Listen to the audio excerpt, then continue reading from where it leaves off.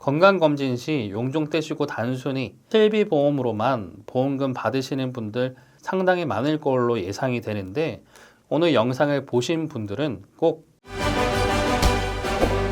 보험 전문가 보험 조각가입니다. 최근에 건강검진 언제 받아보셨을까요? 2년마다 꾸준히 정기검진 받는 분도 계실 테고, 바쁘셔서 한 번도 경험하지 못한 분도 계실 겁니다. 보통 20세를 넘기셨다면 나라에서 제공하는 검사를 한 번쯤은 받아보셨을 거라고 보는데요. 우리나라 국민이라면 누구나 2년마다 한 번씩 무료로 검진 기회가 주어지기 때문인데, 출생연도 끝자리가 홀수인분은 홀수해, 짝수인분은 짝수해 받으시면 되고요. 키 몸무게 측정이나 시력, 청력 검사, 혈압 체크, 흉부 촬영, 피 검사 등 다양한 항목을 체크하게 됩니다. 혹시 몸에 심각한 질병이 숨어 있는 건 아닌지 불안한 마음으로 검진에 임하시는 분들도 상당히 많으실 건데요. 저 역시 검진을 받을 때마다 혹시라도 큰 병이 발견될까봐 떨리는 마음으로 결과를 기다리곤 합니다. 제가 오늘 이 주제로 얘기하는 핵심은 바로 건강검진을 하는 과정에서 우리가 챙길 수 있는 보험금이 무엇이 있는지, 혹시라도 가벼운 수술비 정도가 아니라 고액의 진단비까지 받을 수 있는 기회를 무심코 지나치진 않았는지, 건강검진과 관련해서 청구 가능한 보험금의 모든 것을 자세히 알려드리고요. 먼저 첫 번째로 보험 설계사들이 가장 많이 듣는 질문 중 하나가 뭐냐면, 단순히 건강검진만으로 혹시 실손보험금을 받을 수 있는지 문의하시는 내용입니다. 이 부분 먼저 답변 드리겠습니다. 자, 일반적으로 실비보험 약관을 보면 단순히 건강 증진 목적의 검진은 보상 대상에서 제외된다고 명확히 나와 있거든요. 그런데 주변에서 나 건강검진 하면서 실비 받았어 라는 얘기 한 번쯤 들어보셨을 겁니다. 이게 대체 어떻게 된 일일까요? 그 비밀은 바로 치료 행위에 있습니다.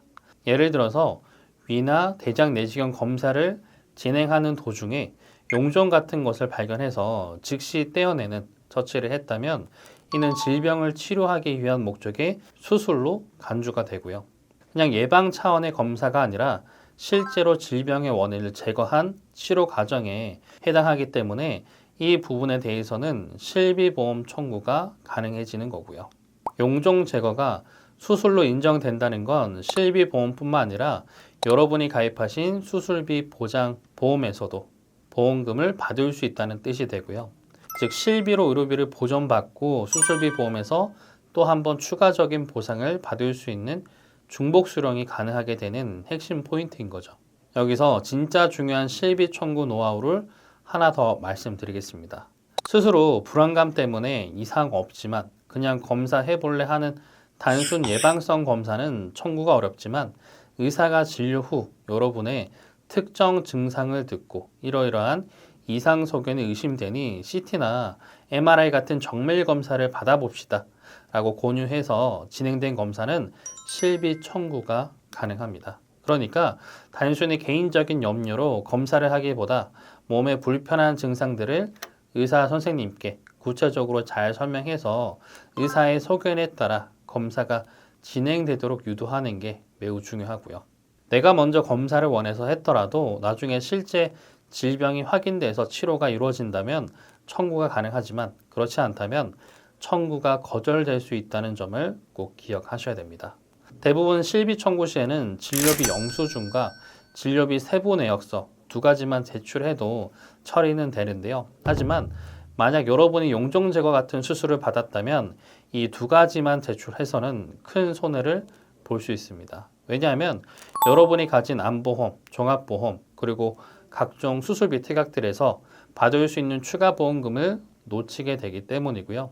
그래서 수술을 하신 분들은 반드시 수술 확인서를 추가적으로 첨부해 주시길 권장드립니다. 이 서류가 있어야만 질병 수술비, 1, 5종 수술비, M대 수술비 같은 다양한 특약들을 빠짐없이 청구할 수 있고요. 그리고 용종을 제거하신 분들은 하나 더 확인해야 할 결정적인 서류가 있습니다. 이건 오늘 내용 중 가장 중요한 부분이라고 할 수 있는데, 바로 조직 검사 결과지입니다. 이 결과지를 왜 확인해야 하냐 하면, 우리가 흔히 아는 암의 종류를 세부적으로 분류해 보면요, 크게 일반적인 암과 그와 비슷하지만 다르게 분류되는 유사암으로 구별할 수 있습니다. 특히 여러분이 집중해서 보셔야 할 부분이 바로 이 유사암의 영역인데요. 유사암은 총 4가지 질병으로 구분되는데 구체적으로는 갑상선에 생기는 암, 피부의 다른 부위에 생기는 기타 피부암, 제자리암, 그리고 암과 양성 종양의 중간 단계 성격을 띠는 경계성 종양이 포함됩니다. 이 중에서 경계성 종양이라는 항목은 실질적으로 여러분이 보험금을 수령하는 데 있어서 매우 중요한 역할을 할 수 있고요. 예를 들어서 건강검진 과정에 흔히 제거하게 되는 폴립이나 선종 같은 조직을 검사했을 때 그 결과가 유사암 카테고리에 속하는 경계성 종양으로 판명돼서 보험금을 지급받는 상황이 발생할 수 있습니다. 더 나아가서 대장의 폴립을 제거했는데 D01 코드로 지정되는 대장 점막내암으로 진단 코드가 나왔다면 이 역시 보험금 지급 대상이 될 수 있고요. 여기서 유의할 점은 몇몇 보험사들은 이 대장 점막내암을 유사암으로 처리해서 보험금을 지급하고 있다는 사실입니다. 따라서 암보험에 신규로 가입하시거나 기존 상품을 검토하실 때는 해당 회사가 대장 점막내암을 일반적인 암으로 분류하는지 아니면 유사암으로 분류하는지를 반드시 사전에 꼼꼼하게 확인하고 가입을 결정하셔야 하고요. 왜냐하면 여러분이 일반적인 암 진단비로 5천만 원을 책정했다면 보험사의 약관상 유사암은 그 금액의 최대 20% 수준인 1,000만 원까지만 설정 가능하도록 제한되어 있기 때문인데요. 예를 들어서 건강검진 후에 대장 폴립을 제거했는데 진단 코드가 대장 점막내암으로 나왔을 때 만약 일반암으로 분류하는 회사에 가입되어 있다면 5천만 원 전액을 받을 수 있지만 대장 점막내암을 유사암으로 분류한 회사에 가입하신 분들은 아쉽게도 1,000만 원밖에 못 받습니다. 유사암은 일반암의 20%밖에 가입을 못하니까요.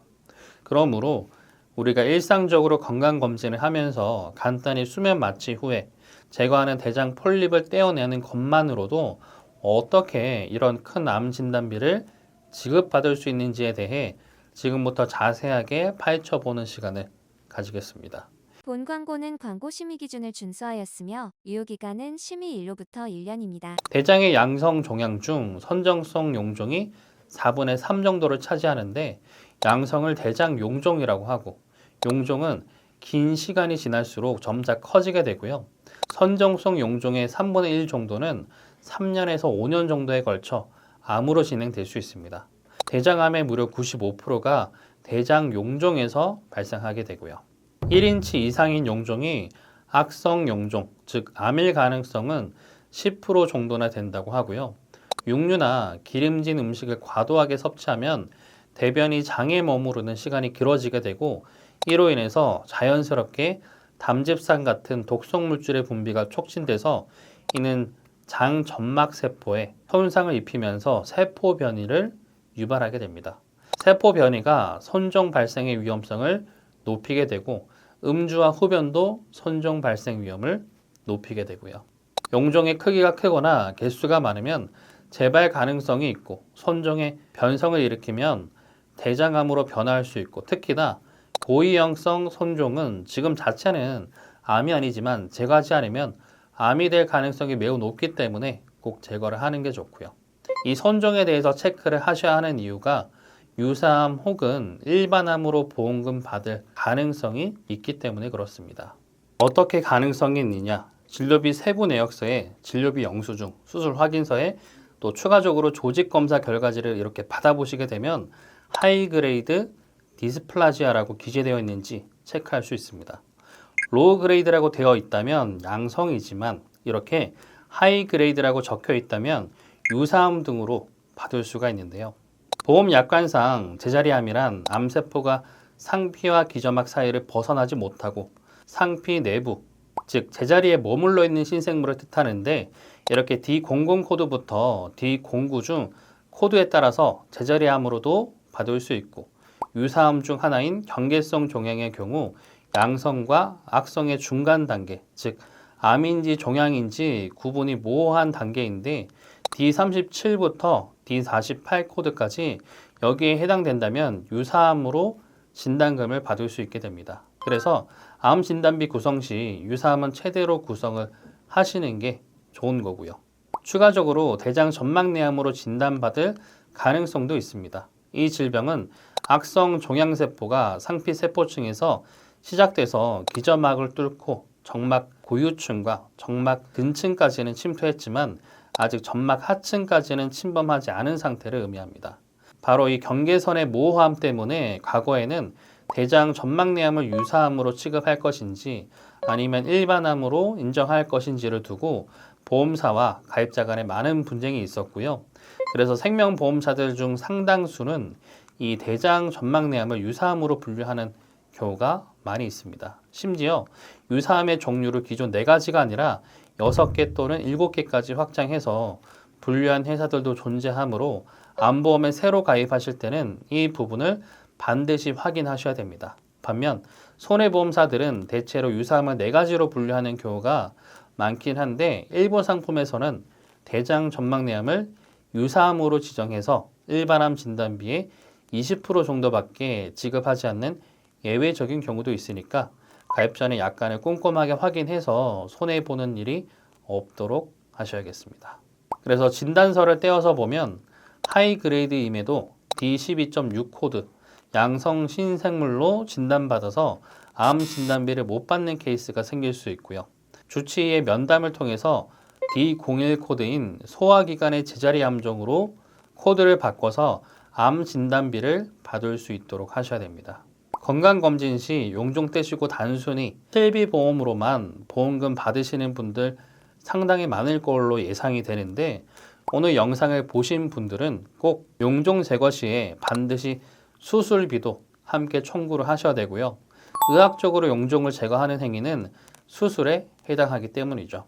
여기서 멈추지 말고 조직검사 결과지를 발급받으셔서 로우 그레이드인지 아니면 하이 그레이드인지 병리학적 등급을 꼼꼼하게 확인하신 후에 해당된다면 진단비까지 꼭 챙기시길 바랍니다.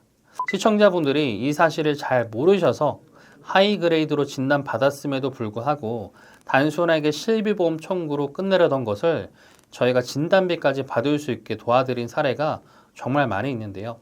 보험금 청구는 소멸시효가 어차피 3년 이내라면 언제든지 청구가 가능하니까 혹시 3년 안에 용종 제거 경험이 있다 하시면 지금이라도 다시 한번 증권을 꺼내서 점검해 보시는 게 아주 현명한 방법이 될 수 있습니다. 우리가 보험에 드는 근본적인 목적은 불확실한 미래 위험에 대비해서 금전적인 보장을 받기 위함이잖아요. 단순히 보험료를 납부하는 행위 자체가 목적은 아닐 겁니다. 예상치 못한 상황을 대비해서 가입하는 것인 만큼 계약자인 여러분들 스스로가 아는 것이 많을수록 손해 없이 마땅히 받아야 할 보험금을 모두 챙겨갈 수 있습니다. 실제로 몰라서 놓친 보험금이 수백, 수천만 원에 달하는 분들도 분명 계실 거라 생각되고요. 앞으로 위나 대장 내시경 검사를 통해서 혹이나 용종을 제거하게 된다면 오늘 알려드린 내용을 꼭 기억해 두셨다가 실손 의료비부터 시작해서 질병 수술비, 종수술비, 특정 엔대 수술비, 그리고 심지어 암 진단비까지도 빠짐없이 청구해서 정당한 보장을 모두 받아가시길 바랍니다.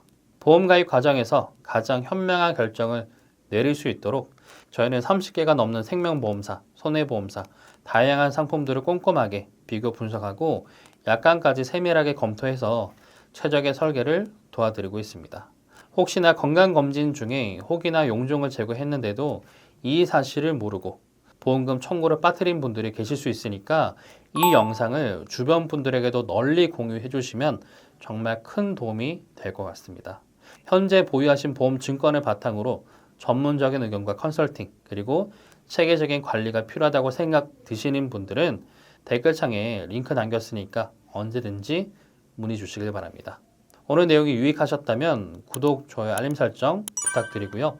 다음에도 유익한 내용으로 찾아뵙겠습니다. 감사합니다. 본 광고는 광고 심의 기준을 준수하였으며 유효기간은 심의 일로부터 1년입니다.